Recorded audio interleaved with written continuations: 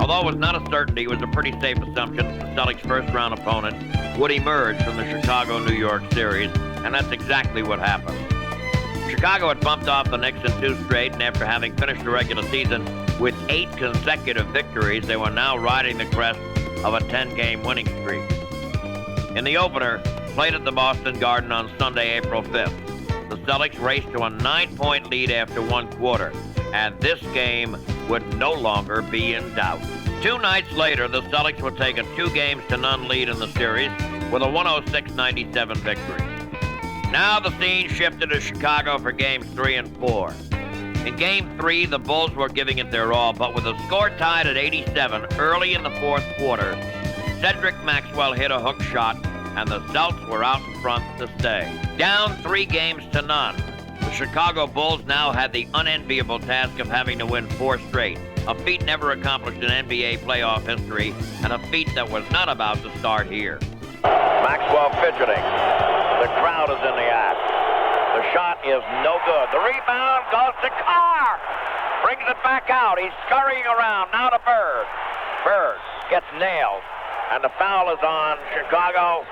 And Bird and Carr hug each other, and Bird's going to the foul line. Bird's going to get 2 shots. The shot is good.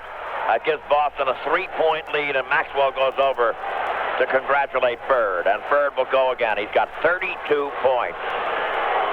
On the shot by Bird. Swish. 107-103. Up top now. Greenwood with a long pop. 3-point attempt. It's no good. Bird has the rebound, and we got a foul right off the rebound, and it's on either Dietrich or Theus. It's on Theus.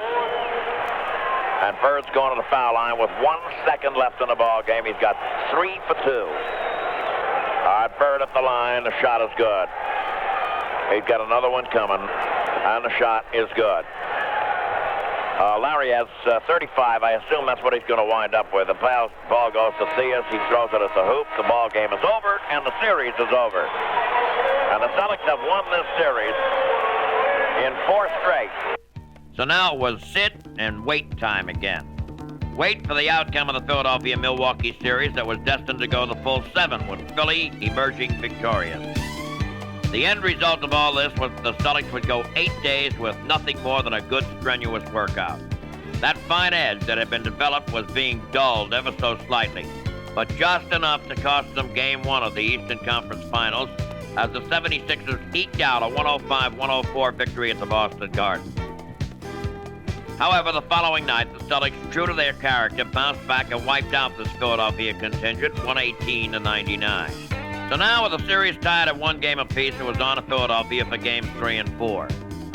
There are many around this state-old town who would have you believe that this edition of the Boston Celtics were ready for immediate canonization, joining 13 other teams that had worn the green and white. However, before that could happen, the Celtics would have to win at the Philadelphia Spectrum, where, in their last 9 encounters, they had come up losers. In Game 3, they again went down to defeat 110-100. Game 4 was closer, but the outcome the same. Celtics lose 107-105. They now trailed in the series 3-1. Was this to be a repeat of last season's inglorious ending? Where was that so-called Celtic pride? What had happened to the poise and determination that had been a Celtic trademark for so long? Had it vanished into the darkness of the night, never to return? As the multitude filed into the Boston Garden on the night of April 29th, there was an eerie feeling in the air. Somehow, somewhere, the spirit of those great Celtic teams of the past had been summoned. It echoed from wall to wall. Out to Baylor, driving the lane. He lays it up, is blocked by Russell. Blocked by Russell. What a play by Bill Russell. Less than a minute to play. Johnny outside, now to Sam Jones. A 2-handed set shot is good. 40 feet away. Sam Jones. 1 second left. And Kuzie's got the ball. He throws it straight up in the air. It's all over. And there they go. They've won it again. It rained down from the rafters where those 13 green and white banners hang to remind us of yesterday. Towns turns and fires and hits. 93-88, Boston leading by 5. Less than a minute to play now. Havlicek back to JoJo. Bang! He gets it out deep, and Havlicek steals it. Over to Stan Jones. Havlicek stole the ball. It's all over. It's all over. Johnny Havlicek is being mobbed by the fans. It's all over. Johnny Havlicek stole the ball. Yes, once again, that famed parquet floor would be the setting for another memorable chapter of basketball history. Game 5 was to be a freakish one. After one quarter, the Celtics were up by 2, but at the half, they were down by 10. Then in the third quarter, the Celtics narrowed the margin to 1, setting up the fourth and final quarter, a quarter that would bring back memories of yesterday and spawn the hopes for tomorrow. With just under 2 minutes to play and Philly clinging to a 6-point lead, Darryl Dawkins stole a Larry Bird pass, and it looked like the end. But there were certain intangibles involved here. There was the spirit of yesterday and the determination of today. As trite as it may sound, that spells Celtics Pride. All right, Hollins over the line to the left. Looking on the cut now goes to Tony. It's deflected by Maxwell, picked off by Parrish. Now they got to come up fast. Archibald coming fast. Archibald comes around to the right. He's getting ridden out of the play. Gets away, lays it in. Basket count. They got fouled. He got fouled. That's a big, big play. I think it was Andrew Toney who fouled him. And Archibald will go 2 for 1 at the line with 1:20 left, and he could reduce the lead to 3 points. All right, now Archibald is at the foul line. It's 109-105. Boston trailing by 4. On the shot by Archibald makes it 109-106. The Celtics trail 3. 1:20 left, and Tony wants some daylight. He wants to work on Archibald. The pass goes into Dawkins. He's holding the ball. He's going to Tony with it. He comes underneath. Parrish made him eat it. Bobby Jones picked it up and lost it. He lost it. It just got away from him. He had an easy layup, and it got away. And now they will have the ball. Parrish, a great defensive play. Bobby Jones picked up the loose ball after the jam shot and went for the hoop, and just it squirted out of his hands out of bounds. And now we got 55 the seconds maneuver left. Archibald bringing the ball up. Up top, Richardson's on him. Oh, it goes to Bird. He's coming for the hoop. He lays it in. The pass is thrown away. Bird picks it up, heads for the basket. Going to go all the way. Lays it up. No good. Rebound by ML. Up and no good. Maxwell ties it up. And Earl Trump says no basket because there was a foul on ML's shot. And ML's up the line 3 for 2. The shot is good. It's all tied up.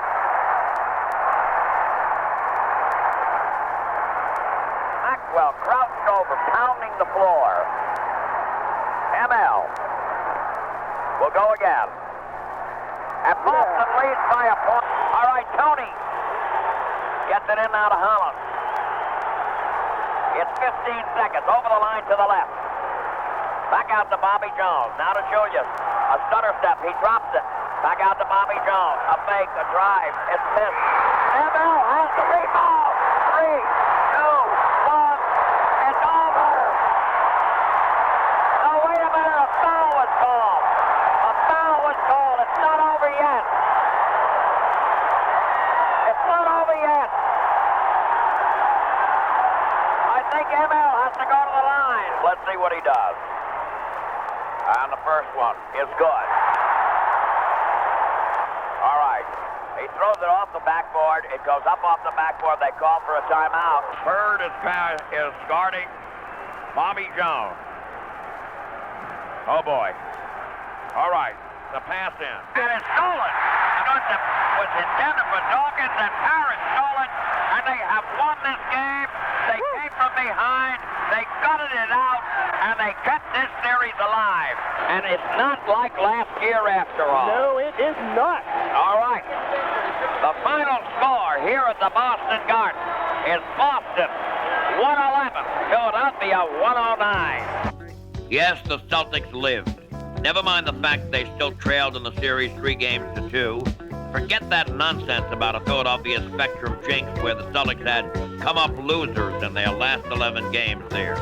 This team had performed in true Celtic tradition. Those spirits of yesterday could go back to their celestial resting place these boys would be all right.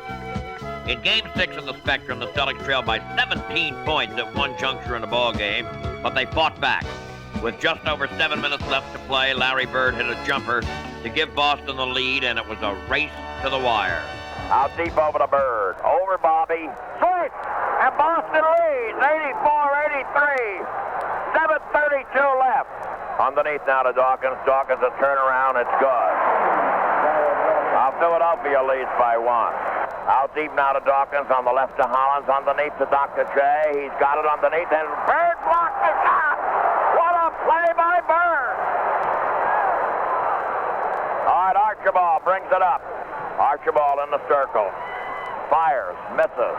Rebound by Archibald is gone. 89-87. Boston leads by 2. Hollins looking. In the circle. Back to Cheeks. Underneath. Lays it up and in and ties it up. Archibald fiddling and diddling. Comes out around a pick. Goes on the left now to Bird. He drops it. Gets it in a Parrish. The shot is good. And he got fouled. Parrish will go 2 for 1 at the line. 93-93. The shot is good, and Robert puts him ahead again. 94-93. Underneath now, it goes quickly to Dr. J. He can't do anything with it. Over to Dawkins, who stops it. And Philadelphia leads by 1. Archibald starts to go through, and we got a foul on Hollins, and Archibald will go to the foul line. The shot by Archibald is good. That ties it up. And Tiny is going to go again. And the shot is good, and Boston leads by 1. It goes now to Bird. Bird fakes, drives, baseline, underneath, lays it up over his head. It's good, and we've got Jack Madden has just called a foul, an offensive foul on Parrish, and he is gone. It took a basket away from Boston as Bird had scored it, and it fouled Parrish out. That could have been the crusher. With Parrish out of the game and Rick Roby sidelined with a stiff neck, a lot of teams would have folded. But, as he had done in the first playoff game against Chicago, Fitch went with the rookie McHale, and he responded. Back out to Archibald. Archibald looking. Archibald, they don't have any time. Bird clears and fires, and it's off the rim. It got! It hit the top of the backboard and fell in. Hollins over the line to the left. 58 seconds left. Bird on him on the switch. Back out to Dawkins. Tony, the long bomb. It's good. 98-97. Boston leading by 1. Out goes to Bird. Bird loses the ball. Tony has it. 28 seconds left. Tony looks. Ducks his head. Going. Is blocked by McHale. And it goes into Julius. And he is fouled. Irving at the foul line. I don't know whether he's going to try to make both of them. He missed the first. Now you know he's not going to try to make this one. And he goes up and hits it. He did try to make it. It goes now to Archibald. He throws it up. It went in. It won't count. And the Celtics have kept this series alive. They have won here tonight, the first time since 1979, and they couldn't have picked a better time. The final score here at the Spectrum was Boston 100 and Philadelphia 98. So now it came down to one game at the Boston Garden on Sunday, May 3rd. It seemed only fitting that these two great teams should resolve the issue this way. In the case of the Celtics, this was vintage, the kind of basketball that made their heritage. When history examines this game, it will recall the final 5 minutes and 24 seconds when the 76ers seemingly had it won. But as Philadelphia was about to find out, that poise and determination that means Celtics Pride was just too much to overcome. 89-83, Boston trailing by 6. Hollins bringing the ball up. Over the line to the left. 4:28 left to go in the ball game. Henderson guarding him. All right, goes to Julius with Maxwell on it. Julius starts to go, fakes, passes off, and Bird steals it. Out to Archibald, driving in, lays it up. It's no good, but he got fouled by Caldwell Jones. Archibald ready, swish. 89-84, Boston trailing by 5. Archibald again. Swish. 89-85, the Celtics trail by 4. Archibald holding the ball. Archibald wants that good shot if he can get it. Now it goes to Bird underneath the Parrish. Parrish reverse turn. Square! And Boston trails by 2. And Philadelphia wants a timeout. The handoff goes now to Cheek. Cheek is coming around to the right, goes in and passes the ball back off, and it goes to Dawkins, and it's blocked by Parrish. Down court it goes quickly over to Bird, and Bird lays it in. And Jake O'Donnell called a traveling on Maxwell. Collins looks. Collins coming around to the right. Collins bottled up underneath to Dawkins. It's stolen by Parrish and Archibald again. On the right now, quickly it goes to Bird. Bird wheels away from Julius, and there's a foul on the play, and Larry's going to the line. All right, Bird ready. The shot is missed. All right, Larry will go again. And he dips, he shoots, he's got it. 89-88, Boston trailing by 1 point. Now Bird will go again. And the shot. Swish. It's all tied up. All right, Cheek. Over the line to the middle with 1:25 left. Archibald guarding him. Down low into Dawkins, back to Irving. Irving puffs a little bit. Goes on the pick and roll. The ball is loose. Dawkins has it now. Tries to force it up, and it's no good, and Bird has the rebound. Bird's coming to the left. The stop and pop off the glass. It's gone! Boston leads 91-89.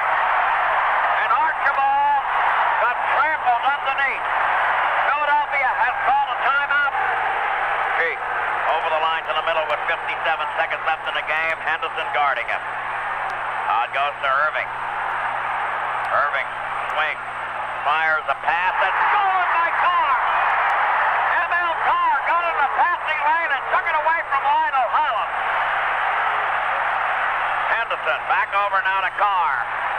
Carr looking. It's down to 11 seconds on the shot clock. Henderson has it knocked loose. It's picked up and nearby Cheeks over the line with 30 seconds left to go. And Jake O'Donnell called a blocking foul on Henderson. And Cheeks is at the foul line. 29 seconds left, and the shot is missed. And Ford is cheering this crowd on. The shot now is good. Boston has the ball. Bird gets it over to Parrish. Back to Bird. Now to Archibald. Archibald bringing the ball up. Loads of time left. All right, Archibald fiddling and diddling with the ball. Down to 13 on the shot clock, 18 overall. Archibald is in a trap now, and he comes around to the left over to Carr. It's down to 5. Now they got to make a move. Archibald head fake, goes to Carr. Carr takes the shot.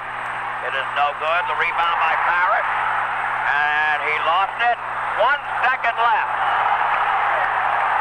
And they got a timeout. Woo! Bobby Jones is going to put the ball in the play. And the pass hits the top of the backboard. And it's over. It's over. It was an alley-oop play. And Boston was down the series.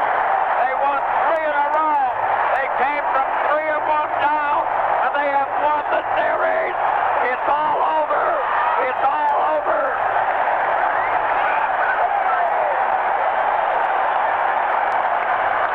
Listen to the crowd. It is all over. The Boston Celtics, down 3 games to 1, have won 3 in a row, and they have eliminated the Philadelphia 76ers 91-90. This place is a madhouse. The final score here at the Boston Garden is Boston 91 and Philadelphia 90. Euphoria reigned. The Celtics had done it.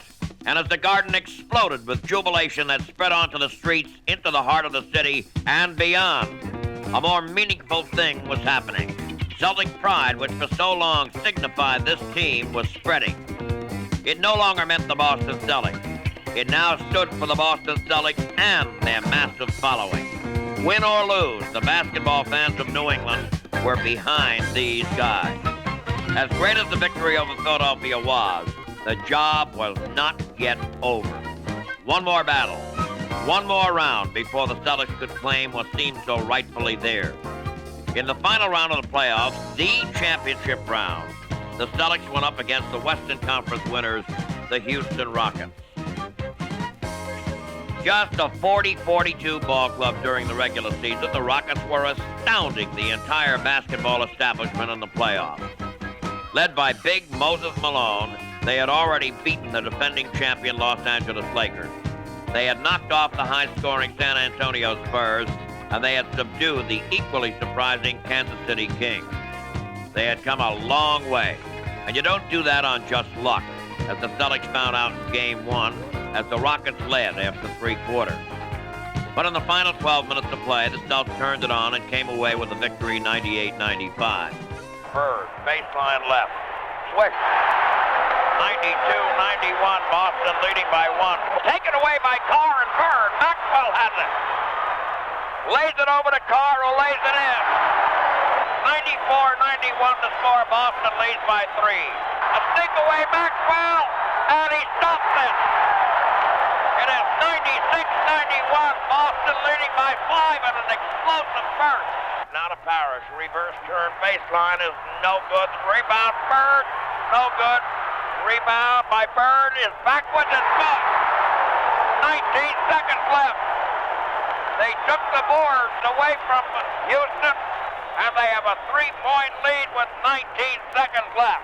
He goes out deep to Maxwell, who stands there. The ball game's over, and Boston has won the opening game of the series, 98-95. And believe me, they were trailing most of the night, and they had to come from behind again to come up with the win. The final score here at the Boston Garden is Boston 98 and Houston 95. A lot of folks were finding it hard to believe that the Houston Rockets were actually in this thing. This is going to be a 4-game blowout. Wrong. In Game 2, the Rockets pulled out a 92-90 victory at the Boston Garden to send the series to Houston for Games 3 and 4, tied at a game apiece.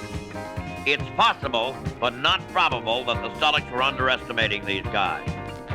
Well, whatever, the Celtics went into the Houston Summit for Game 3 and just annihilated the Rockets. It had been 26 years since a team had been as badly beaten as the Rockets were on this afternoon. Up on the right now, Durod with the ball. Durod goes to the circle, and the shot is blocked and knocked out of his hand. And the game's over. And the final score here at the Summit in Houston is Boston 94 and Houston 71. The 71 points ties the lowest total ever recorded in a final series, and that was Syracuse, who lost that game to Fort Wayne 74-71 in 1955. So that ties the lowest total. But at any rate, the ball game's over here. There. That should have done it. Wrong again.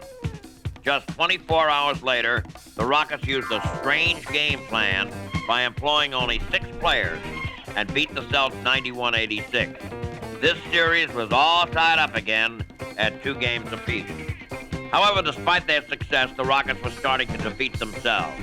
Sometimes when success comes too rapidly, the head gets a little too big and the crown will not fit. Here were the Houston Rockets, a team which should have had some pride in what they had already accomplished, questioning the Celtics' pride. Disparaging remarks about the Celtics were filtering out of the Houston camp. One player went so far as to say that he knew of 4 guys back in his hometown who could join him and beat the Celtics. Obviously, the Rockets were just 4 players away from winning the championship. Anyway, on the night of May 12th, the Celtics took to the Boston Garden floor, and with pride in their hearts, but vengeance on their minds, they destroyed the Rockets 109-80, with Cedric Maxwell leading the way. Archibald in the corner now to Ford on the cut to Maxwell. Wheels in, beats Paul, goes underneath, beats Malone, lays it in. What a play by Maxwell. Bird look, the stutter step, fake, drive, lays it off to Parrish, and Smith. The rebound by Maxwell is good. It goes to Archibald in the circle underneath the Maxwell fake, goes up, lays it up and in. He got fouled on the play. And Maxwell goes down and beats on the ground out of joy. Bird a fake, a drive, throws it up. Maxwell picks it off. Maxwell wiggles, lays it up and in. He's got 22 points. He must have wiggled 7 different directions that time.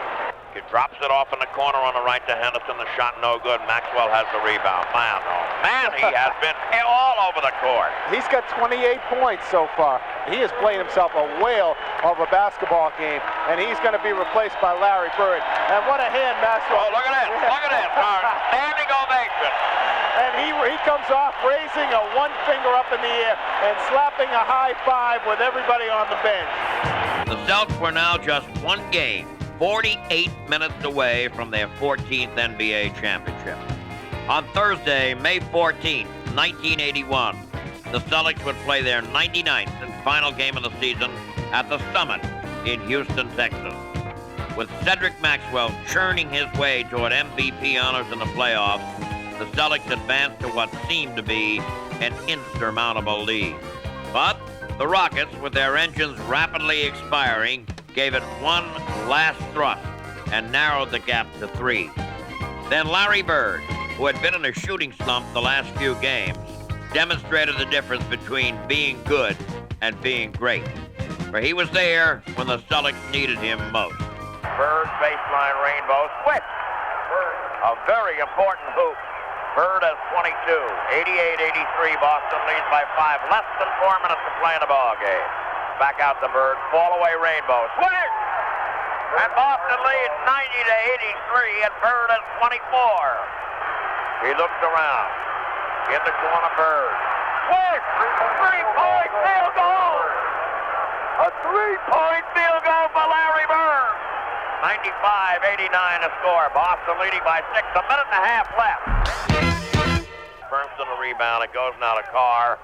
Carr fiddling with it. Looks second. It's over. It's over. The Boston Celtics have won the World Championship in 1981. It's all over. The Boston Celtics have won the World Championship in 1981.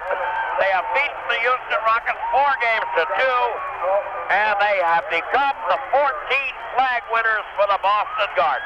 Here's the Bird. Come on, Bird.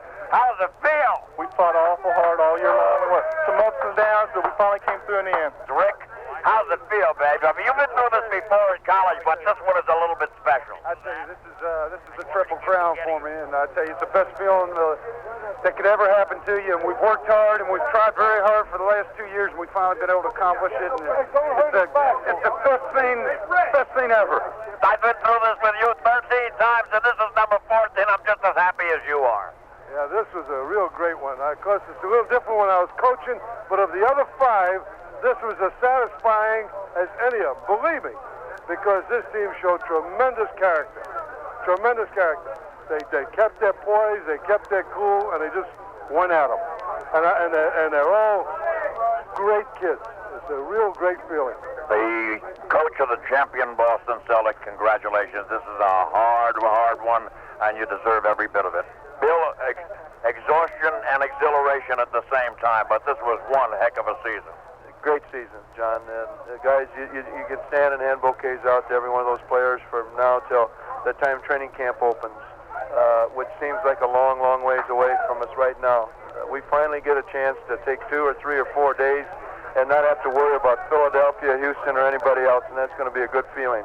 To be a Boston Celtic takes a special kind of person. Not just anyone can wear that famed green and white uniform. That's why this championship team seems so different. In the past, the John Havlicek could come along and look to a Bob Cousy, Bill Russell, or any of those great early-day Celts and seek that special kind of Celtic pride, for they had instigated it. Later, a Dave Cowens or a JoJo White would join the ranks, and they could call on a Havlicek or a Don Nelson, for they had carried on the tradition. But such was not the case in 1981. Not one of these players had ever played on a championship team. The heritage was still there, and they lived up to it. And with it, started a brand new era of Celtics pride.